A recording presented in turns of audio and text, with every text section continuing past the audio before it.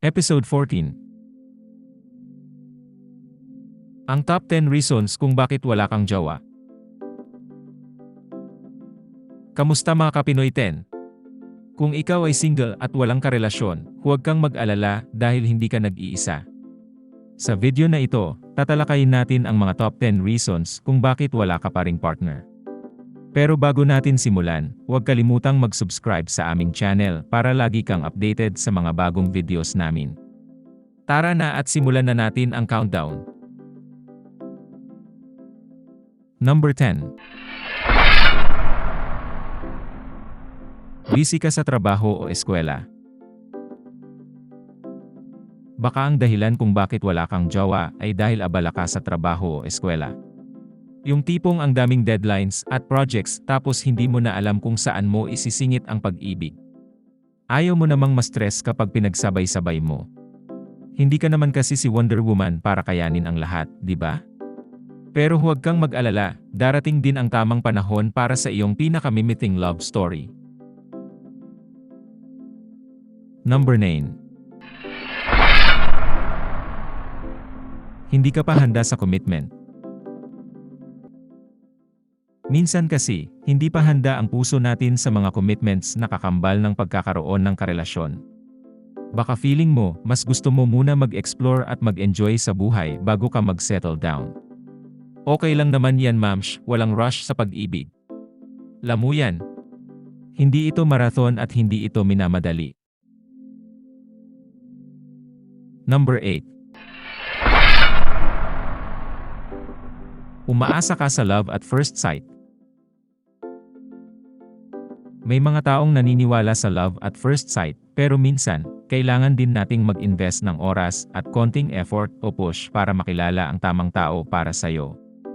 Baka kaya wala ka pang karelasyon hanggang ngayon, dahil umaasa ka lang sa mga romantic na kaganapan tulad ng love at first sight. Bitawan na ang pantasyang pang romcom. Doon na tayo sa totoo. Pampelikula lang yun. Number 7.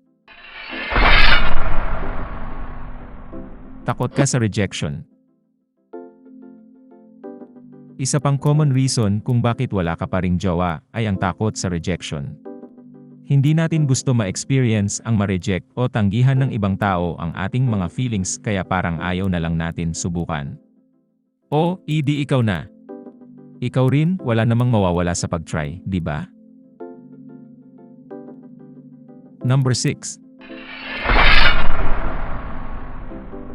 Masyado kang choosy.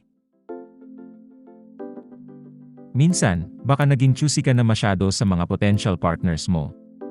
Gusto mo kasi ng ideal na tao na halos perfect na sa lahat ng aspeto.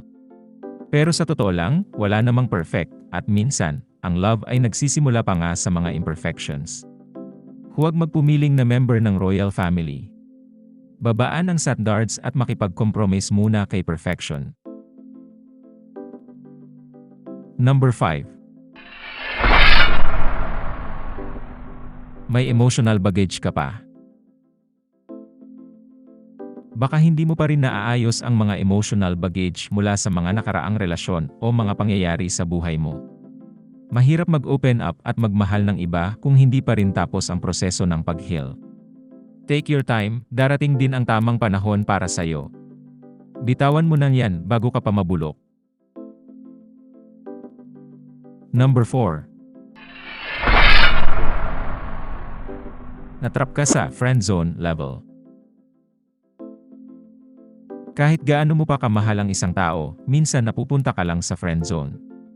Hindi mo alam kung paano mo babaguhin ang image mo sa kanya mula sa pagiging kaibigan patungo sa potential na karelasyon. Pero huwag kang mag-alala, may mga paraan pa rin para lumabas sa friend zone. Yan ang tatalakayin natin sa ibang video. Antabayanan. Number 3. Hindi ka pa nakakalimot sa ex. Isa pa sa mga dahilan kung bakit wala kang karelasyon ay dahil hindi mo pa rin nakakalimutan ang iyong ex. Baka hanggang ngayon, ikaw ay nakatanim pa rin sa mga alaala ng nakaraan at hindi mo pa kayang mag-move on. Tandaan, dapat mong buksan ang puso mo sa mga bagong pagkakataon para magkaroon ka na ng jowa at baka maging kaungpayan o magsara yang kife mo. Number 2. Nasa Netflix and chill zone ka lang. Oo, masarap mag-Netflix and chill, pero kung ang buhay mo ay puro Netflix lang at walang chill sa pagdating sa pag-ibig, baka doon ka na stuck sa single life. Huwag mong hayaan na ang panonood ng mga series ang maging priority sa buhay mo, explore rin sa labas. At baka pati ang love life All of Us Are Dead or baka Squid Game. Mamili ka sa dalawa. At ang number 1. Hindi mo pa natatagpuan ang tamang tao para sa'yo. Ang number 1 reason kung bakit wala kang karelasyon ay dahil hindi mo pa nakikilala ang tamang tao para sa'yo. Hindi pa siguro dumadating ang tamang panahon at tamang lugar para sa'yo. Pero huwag kang mag-alala, darating din ang pag-ibig sa buhay mo. Konting tiyaga lang. At yan ang ating top 10 reasons kung bakit wala ka pa ring karelasyon. Sana nagustuhan nyo ang video na ito at na-inspire kayo na tingnan ang single life ng mas positibo at masaya. Kung mayroon kang ibang reasons na nais idagdag, i-comment down below na yan. Maraming salamat sa pag-tune in at sa susunod na video. Paalam mga Kapinoy 10.